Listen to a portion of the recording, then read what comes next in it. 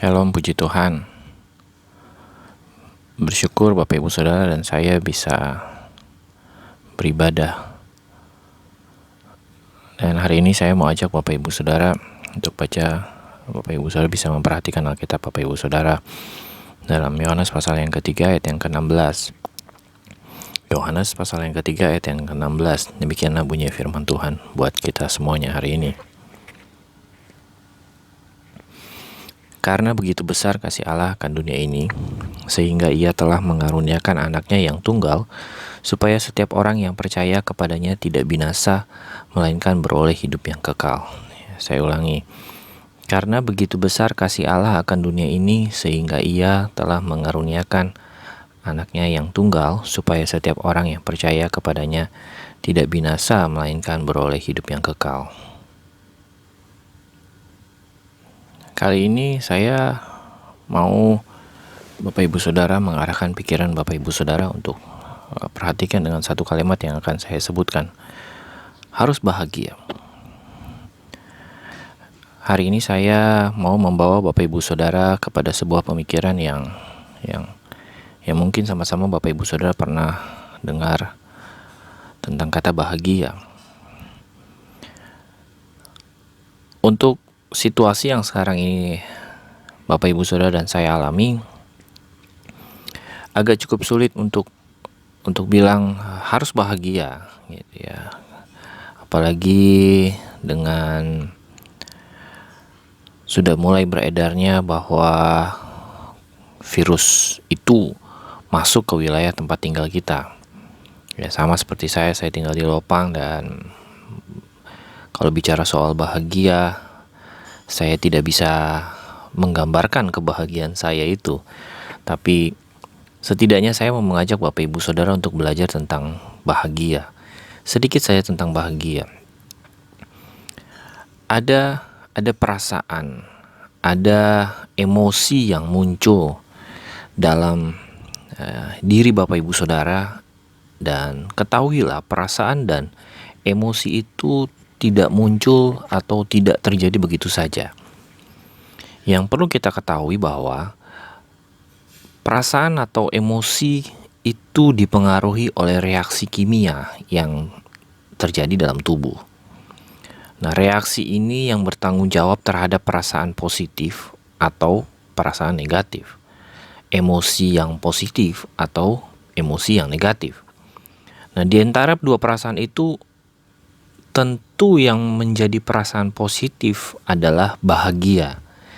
Ya, di antaranya bahagia, salah satunya dengan perasaan positif itu ada perasaan bahagia, senang, ada perasaan jatuh cinta.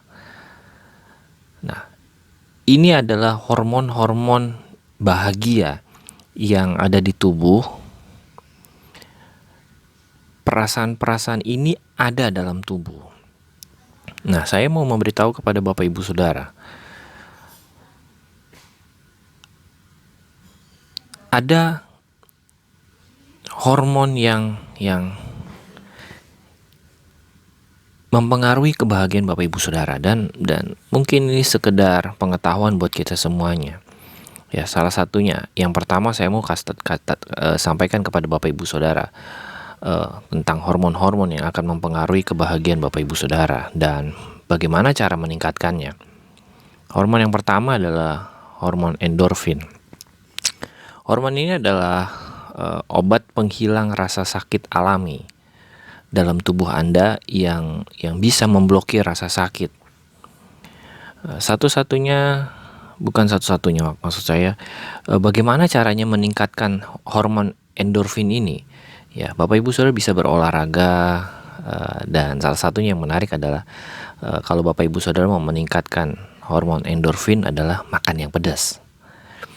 Ya. Dengan rasa pedas, otak akan menerimanya sebagai rasa sakit dan itu akan melepaskan hormon endorfin. Hormon endorfin ini yang mempengaruhi kebahagiaan Bapak Ibu Saudara juga. Yang kedua, serotonin. Ini adalah kunci hormon kebahagiaan, ya, dalam dunia kedokteran khususnya dan dunia psikologi. Serotonin mengatur suasana hati, dan mencegah depresi pada diri Anda. Bagaimana caranya meningkatkan kadar serotonin? Ya. Berada di bawah matahari itu salah satu cara untuk meningkatkan kadar serotonin, menyebabkan tubuh Anda bisa memproduksi vitamin D dan akhirnya memicu pelepasan serotonin. Pikirkan hal-hal yang bahagia, itu juga menghasilkan serotonin. Waktu Bapak Ibu Saudara mengingat kenangan-kenangan yang baik atau memikirkan hal-hal yang membuat kita bahagia, nah hormon itu akan keluar. Bapak Ibu Saudara juga bisa makan jagung atau minum susu, karena jagung dan susu mengandung triptofan, adalah sebuah zat yang diubah oleh tubuh menjadi serotonin. Dan olahraga ringan juga bisa menambah hormon serotonin dalam hidup Bapak Ibu Saudara, dalam diri Bapak Ibu Saudara. Yang ketiga, dopamin. Dopamin adalah hormon kesenangan yang dilepaskan waktu Bapak Ibu Saudara berusaha menuju sebuah tujuan. Nah, hormon dopamin ini memotivasi Anda untuk bekerja keras mencapai sebuah tujuan. Hormon ini membuat Bapak Ibu Saudara jadi waspada dan fokus akan terhadap satu hal. Bagaimana caranya meningkatkan hormon dopamin ini?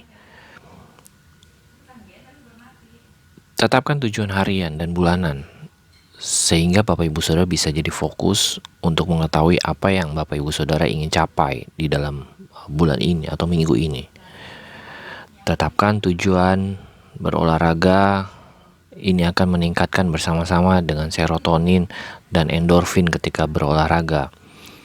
Makan makanan yang kaya protein, itu juga bisa membantu hormon dopamin ini bertambah dalam hidup Bapak Ibu Saudara, dalam tubuh Bapak Ibu Saudara. Dan hormon oksitosin, ini adalah hormon cinta yang dilepaskan berkait dengan hubungan cinta dan melahirkan. Dan hormon ini meningkatkan perasaan cinta dan kepercayaan terhadap seseorang, satu dan lain. Bagaimana cara meningkatkan oksitosin? Pijat. Wah, ini buat Bapak Ibu Saudara yang senang dengan pijat, ya ini bisa melemaskan otot dan memicu pelepasan hormon ini. Menunjukkan kasih sayang dengan cara memeluk, membelai begitu ya, kurang lebih, dan ini akan meningkatkan hormon oksitosin.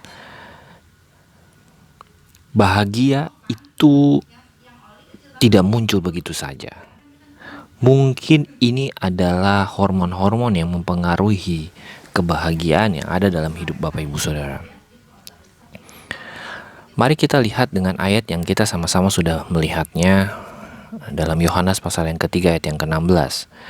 Karena begitu besar kasih Allah akan dunia ini, sehingga Ia telah mengaruniakan anaknya yang tunggal, supaya setiap orang yang percaya kepadanya tidak binasa, melainkan beroleh hidup yang kekal.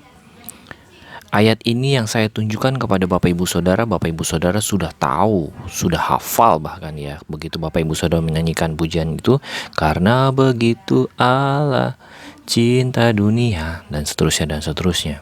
Saya yakin Bapak Ibu Saudara hafal dengan lagu ini. Tapi saya mau mengajak Bapak Ibu Saudara memikirkan sebuah kebahagiaan yang tidak pernah terlupakan ketika Bapak Ibu Saudara sadar bahwa ayat ini yang dituliskan oleh kitab Yohanes dalam pasalnya yang ketiga, yang menyatakan bahwa begitu besar kasih Allah akan dunia ini, sehingga Ia telah mengaruniakan anaknya yang tunggal, yang satu-satunya, yang hanya satu. Kenapa Dia mengaruniakan anaknya yang tunggal? Karena begitu besar kasih Allah akan dunia ini. Dan ini menjadi catatan kita, hanya orang yang percaya kepadanya. Ketika orang-orang percaya, itu dibuat menjadi tidak binasa, melainkan beroleh hidup yang kekal. bukankah ini menjadi sebuah kebahagiaan buat kita? Terlepas dari hormon-hormon yang Bapak Ibu Saudara bisa ditambahkan dalam tubuh Bapak Ibu Saudara dan menciptakan sebuah kebahagiaan. Ada hormon-hormon yang menciptakan kebahagiaan. Ada 4 hormon yang saya sebutkan tadi, yang Bapak Ibu Saudara bisa putar ulang gitu ya untuk menyebutkannya. Saya menyebutkannya tadi. Nah, hormon-hormon bahagia ini yang ada dalam tubuh Bapak Ibu Saudara yang bisa meningkatkan kebahagiaan. Tapi saya mau bilang sama Bapak Ibu Saudara hari ini, bukankah bahagia bahwa Allah yang kita sembah itu mengaruniakan anaknya yang tunggal supaya hidup kita tidak binasa. Tubuh ini bisa binasa, tetapi kehidupan yang kekal, beroleh kehidupan yang kekal bersama-sama dengan Allah Bapa. Bukankah ini menjadi sebuah kebahagiaan dalam hidup Bapak Ibu Saudara? Masa yang sulit yang sekarang ini terjadi, ketakutan yang terjadi seperti yang minggu lalu saya bilang, ketidakpastian mungkin yang Bapak Ibu Saudara alami. Tapi saya mau tunjukkan sebuah kebahagiaan yang tidak pernah Bapak Ibu Saudara bisa lupakan. Besarnya kasih Allah, sehingga Ia mengaruniakan anaknya yang tunggal, supaya setiap orang yang percaya kepadanya tidak binasa, melainkan beroleh hidup yang kekal. Setelah ini Bapak Ibu Saudara dan saya akan menikmati pujian dan penyembahan, dan Bapak Ibu Saudara akan menyembah Tuhan. Setelah Bapak Ibu Saudara mendengarkan semua ayat ini yang saya sampaikan kepada Bapak Ibu Saudara, Bapak Ibu Saudara akan saya ajak untuk bisa menyembah Tuhan secara pribadi. Mungkin beberapa menit ke depan setelah ini, saya mau Bapak Ibu Saudara bisa menghayati arti pengorbanan, menghayati arti penderitaan Tuhan di atas kayu salib. Bagi Bapak Ibu Saudara yang sudah melakukan perjamuan kudus bersama-sama dengan saya sebelumnya, mulai dari hari Senin sampai dengan hari Jumat hari ini, mari kita hayati kebahagiaan yang tidak pernah terlupakan dalam hidup Bapak Ibu Saudara, yaitu saya dan kita semua sebagai orang-orang yang percaya tidak akan binasa, melainkan beroleh hidup yang kekal. Mari memuji dan memuliakan nama Tuhan. Mari merenungkan firman Tuhan. Bapak Ibu Saudara, saya ajak Bapak Ibu Saudara bisa menaikkan pujian ini bersama-sama dengan saya. Kiranya Tuhan memberkati di masa yang sulit ini. Kiranya Tuhan memberikan kekuatan di masa yang sukar ini. Kiranya Tuhan memberikan hikmat, kepandaian, dan kepintaran yang menjadi bagian dalam hidup kita, akhirnya mempengaruhi kebahagiaan kita. Kami bersyukur Tuhan, dan kita semua bersyukur atas pengorbanannya. Amin.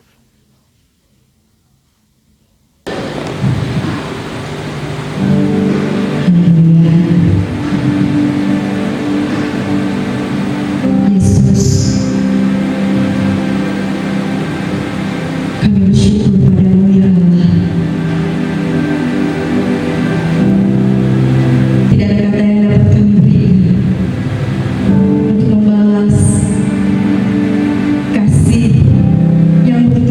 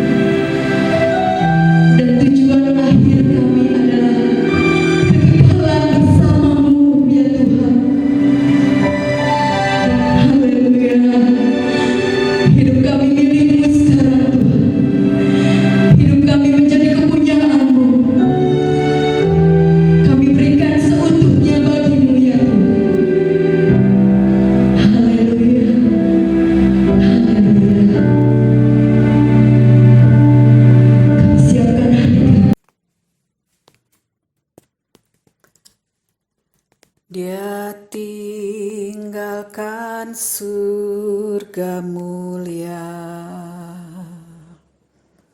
Dia tahu kan maksudnya.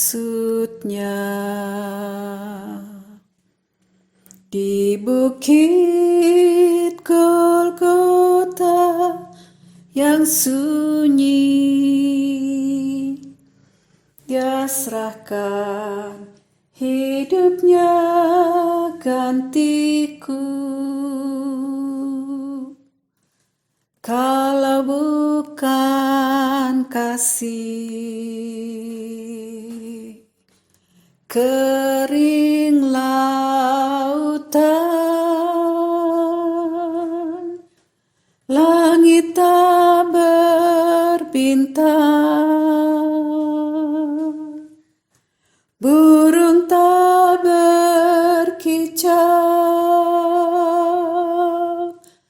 kalau bukan kasih. Surga hanya cerita,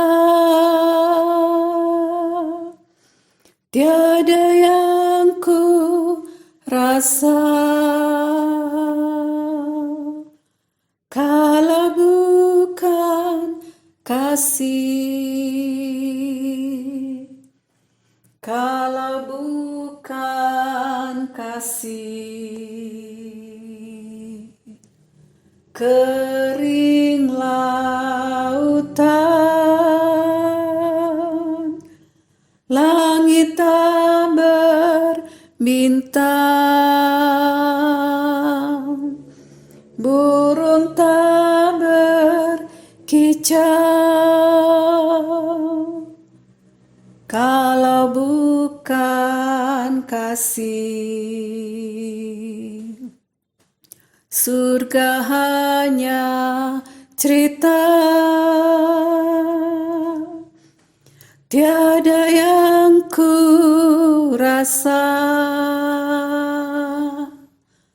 Kalau bukan kasih, tiada sukacita.